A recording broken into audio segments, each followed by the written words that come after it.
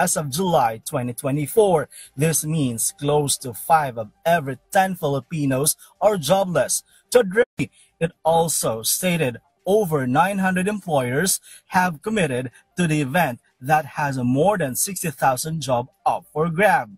Na-identify din namin kung anong klaseng mga jobs in demand, mga vacancies, production workers, machine operators, customer service, cashiers, sales clerk, mga painters, carpenters, service crew.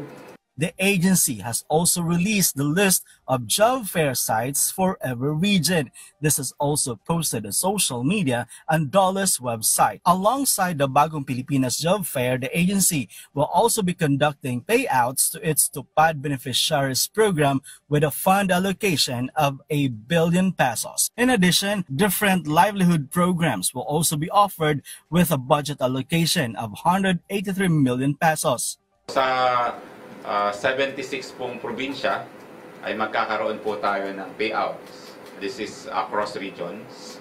At ito po ay kinakapabilangan ng mahigit pong 250,000 beneficiaries. Magkakaroon din po ng mga awarding ng livelihood projects. Ito naman po ay gaganapin po sa mahigit ng 60 venues para naman po sa mahigit pong 9,000 beneficiaries.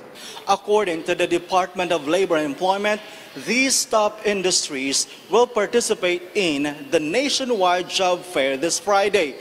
Job seekers are advised to be at their best and be well prepared before going to the job fair sites. Noel Talakay from the National TV Network for New and Better Philippines.